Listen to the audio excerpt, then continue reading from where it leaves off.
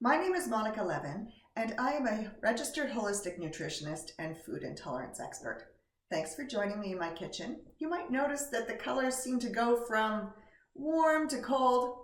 I do have a skylight up there, so it's hard to get the colors right or the lighting right. So please forgive me. Anyway, today I am going to show you how to prepare my favorite pizza crust. I say it's the best gluten-free pizza crust that there is. I've tasted them in restaurants, I've purchased them frozen, I've had other people's recipes, and this one is hands down the best.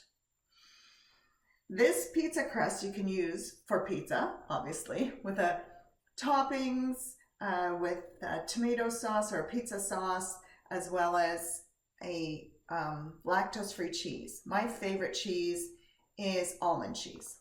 So today we're not going to put on any toppings because what I'm going to show you is what I use as an alternative to crackers and bread. It tastes much better than any bread you'll ever buy out there. So you could put tomatoes on it or with a slice of Parmesan cheese, because Parmesan cheese has almost no lactose. You can use it for your chicken salad, tuna salad, egg salad, and actually I love it with carrot salad. That'll probably be another video. And my kids used to love it as an accompaniment to soup. So let's go ahead and do this. First, you get yourself a nice mixing bowl, and we're going to bake it on this pizza stone. As you can see, it's very old and well used. I used to have 3 pizza stones, but 2 of them cracked over time. But this one has been here at least 20 years. So the first thing we do is we take rice flour, and there are a number of different kinds of rice flour that you can buy. The one rice flour that does not work for this is one that you would buy at the Asian or Oriental food stores. That rice flour is the only one that works when we make shortbread. That'll be another video. But for pizza crust, a regular white rice flour is needed. We're going to do 1.5 cups of rice flour.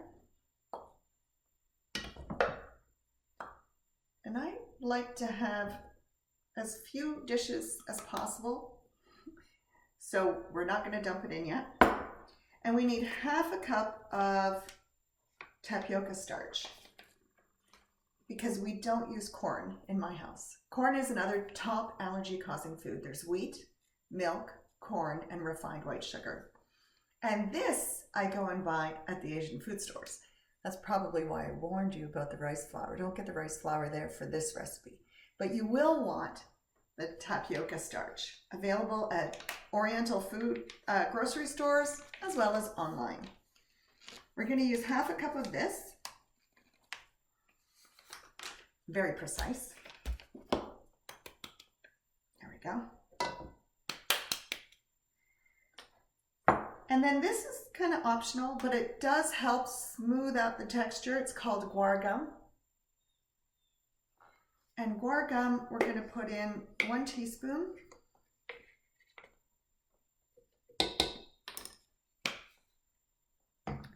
And then we need 1.5 teaspoons of salt. Wrong side. 1.5 teaspoons of salt. Let's see. I don't want to pour it over the bowl in case I spill it and I spill too much. So I'm going to do it over my hand.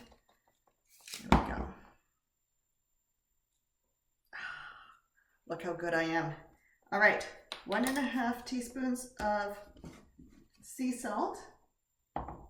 And this is a magic ingredient. Whole psyllium husks. This really absorbs the moisture, holds it all together, gives it wonderful fiber, great for your intestines. So we need 3 tablespoons of this, 3 heaping tablespoons. 1, 2, and 3. In order to get this pizza crust to rise a little bit, I'm going to add yeast. The dry active yeast. First I need some warm water. I'm going to get 1.5 cups of warm water.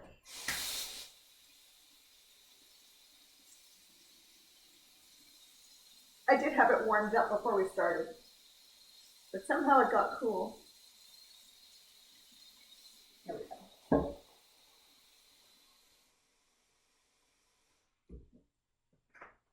There we go. 1.5 cups of warm water, to which I'm going to add around a teaspoon of raw sugar.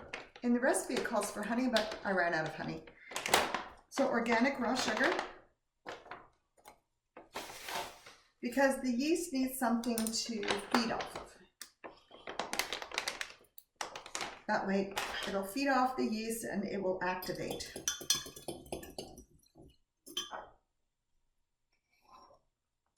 So I take a tablespoon of the dry active yeast and I throw it in.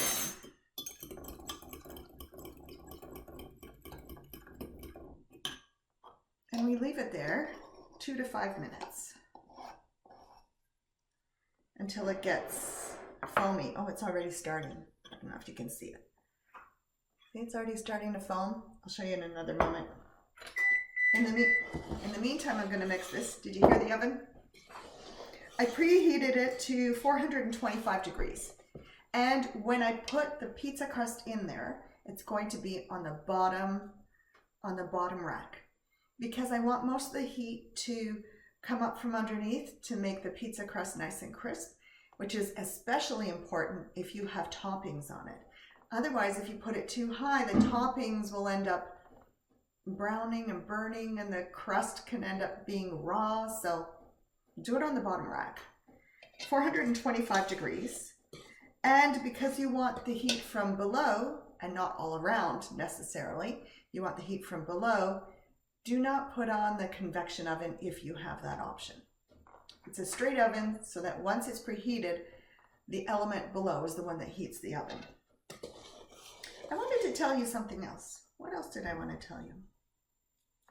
I can't remember. So why don't we just pause? I'll just fast forward for a moment so while we wait for this yeast to be ready. Well, we're back and the yeast is foaming, so it's ready to use. The good thing about this crust is that you don't have to let it rise. That's what I wanted to tell you before. Because there's no gluten, you don't need to knead it, let it rise, knead it again. When bakers do that, it's because that activates the gluten, and there's no gluten. So it only takes 20 minutes to prepare this, and then you shove it in the oven, and within 25 minutes it's ready, and that gives you time to put together your egg salad or your carrot salad, or heat up your soup, or make a salad. You can also add some dried basil or dried oregano to this mixture if you like, but today I'm going to leave it plain. Hey, we also need a couple of tablespoons of olive oil in the liquid. Sunday I went to one of my sons I went to his house for brunch, and he had this fantastic thing, so I haven't used it yet. Let's wait and see how I do. So he was so sweet, he gifted me one. I guess I'll measure it.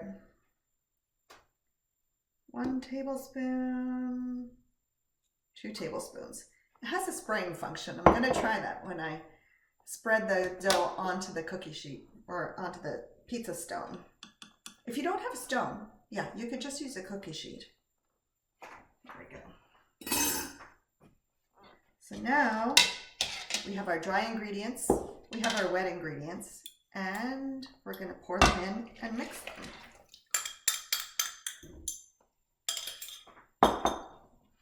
It might seem like it's a little bit liquidy to start with, but the rice flour and the psyllium husks really absorb liquid.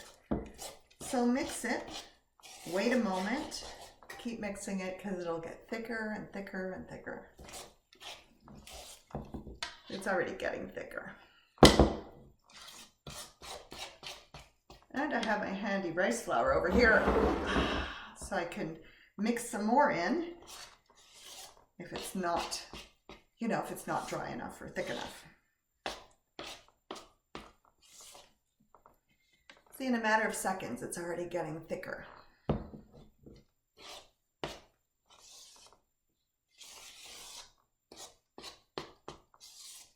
I'm so precise at measuring, not. So I'm always winging it. Plus it depends what rice flour you have. Some rice flours absorb more liquid, some absorb less. So once you have it mixed up, put some rice flour on the counter. Let's see which way is, okay, there we go, now you can see it. I'm gonna put it out here.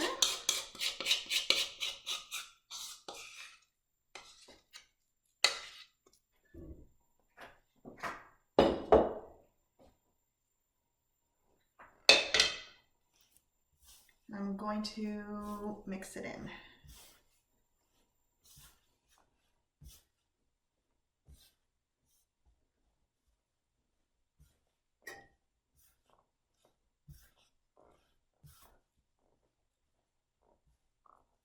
We don't want it too wet because then it won't get as crispy in the oven.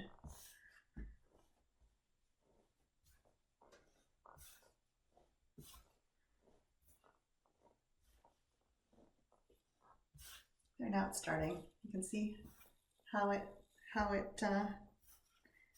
dough is when you knead it, I suppose. I'm calling it mixing, but this is really how you knead dough. Even though I really haven't used wheat since 1987. I don't even like the flavor of it anymore. If you're wondering if you need to avoid wheat, you can always call me for an appointment. Over the years, I developed an inner guidance communication technique so that I teach my clients how to determine their food intolerances for themselves. Of course, I'm there to guide you. But it comes in very handy, not only for food intolerances, but for all areas of your life. You can use your intuition to determine which supplements you need or don't need. You can use your intuition for everything, for work, finding a house.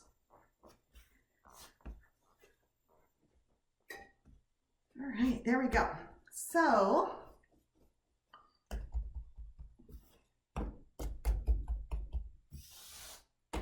it's now time to spread it onto the pizza stone.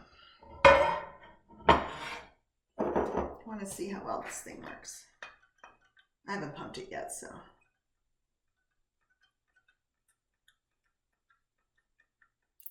Oh, for a moment there I thought it wasn't going to work.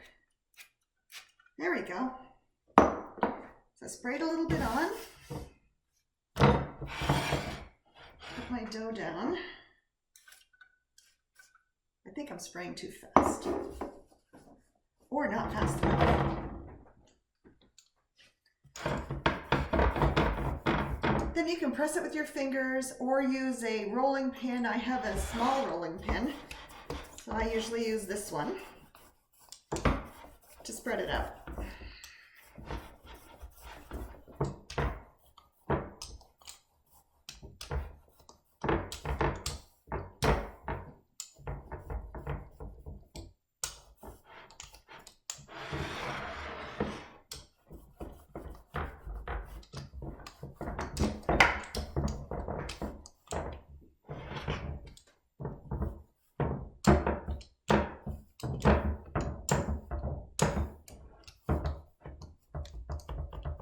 Are you bored yet? Almost done, almost done. Okay, it's getting there. There we go. And now I'm gonna spray some olive oil on and then sprinkle it with salt. But I don't want the olive oil to run off. I don't want it to be so flat. So I'm using my fingers to give it some texture. And push the dough to the edge.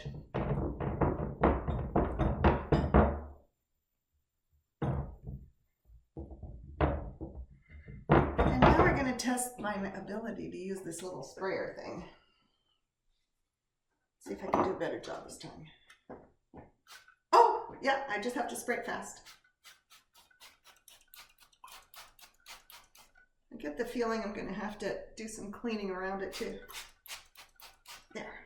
And I had already put the salt away, but here it is. Just spray a bit of salt on.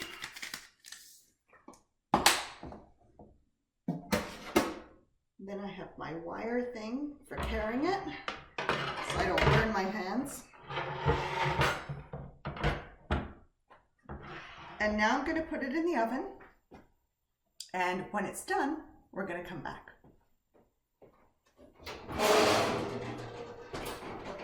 Here it goes.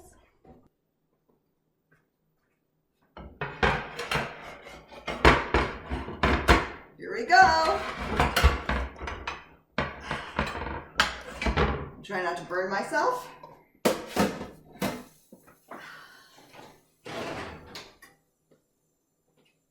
Here is the baked pizza bread. You can make it darker if you want to, cook it a bit longer. But since I'm the only one here in the house and I'm going to have leftovers, I don't want it too dark and too dry. That way I can warm it up easily. Now when you warm it up, do not use the microwave. It doesn't taste so good. Use a toaster, or over there I have a little air fryer that I don't have to heat up my whole oven. I put a couple of slices in there for a couple of minutes at 400 degrees, and it comes out nice and toasty. Rice flour products don't taste the greatest when they're cold, so I don't recommend doing that. Let's cut it up, put it on the drying, I was going to say drying rack. It's not a drying rack, it's a cooling rack.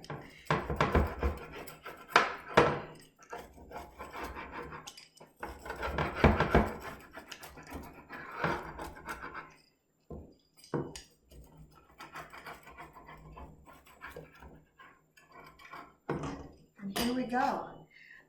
Do not let it cool on the pizza stone or the cookie sheet, because when you do that, it could sweat and then it makes it gooey, and you want to keep it crispy. Cut it up right away and put it on a cooling rack and serve it. Thanks so much for joining me, and we'll see you at our next video. Bye.